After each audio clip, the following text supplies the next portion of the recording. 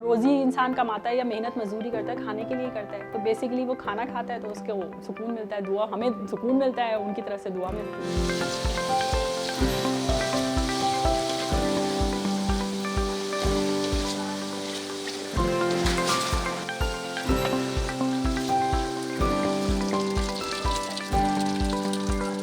हम लोगों ने मेरे हस्बैंड ने ये डिसाइड किया कि जाहिर सी बात है लॉकडाउन हो गया, बहुत से लोग घरों में रहते हैं जो कुकिंग वगैरह भी नहीं करते, तो राशन की बजाय हम घर में ही अपने खाने को थोड़ा बढ़ा के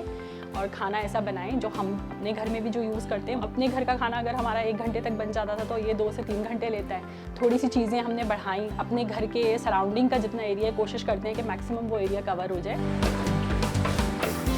एक वक्त में हम लोग जो खाना तैयार करते हैं वो अराउंड 60-70 लोगों के हिसाब से हो जाता है, और जिस पे कॉस्ट समझें आपके 6-6.5 हज़ार रुपये आती है। हमने इसको शुरू बिल्कुल इंडिविजुअल कैपेसिटी में किया था, और हमने यही उसमें सोचा है कि जितना अल्लाह रब्बुल इज़्ज़त हमें इस्तात देंगे, जब तक हम कर सकेंगे करेंगे। लेकिन फिर हमने इसमें जो है वो हमारे दोस्त भी आते गए, बहुत सारे कोलीग्स हैं वो शामिल होते गए, तो इस तरह अब ये एक सिलसिला बन गया है। बहुत से लोग ज़्यादातर डेली बेसिस पे भी नज़र आ रहे होते हैं कि वो जिनको नहीं मिल रहा होता है, उनको उम्मीद हो जाती है कि हमें मिल जाएगा आज खाना, तो एक वो भी जहन में होता है कि कोई इंतज़ार भी कर रहा होगा, तो इसलिए इस चीज़ का और बढ़ गया कि नहीं करते रहना चाहिए, कम से कम उस वक्त तक ज़रूर जब तक ये मजदूरी और चीज़ें उन लोगों की शुरू नहीं हो जाती है।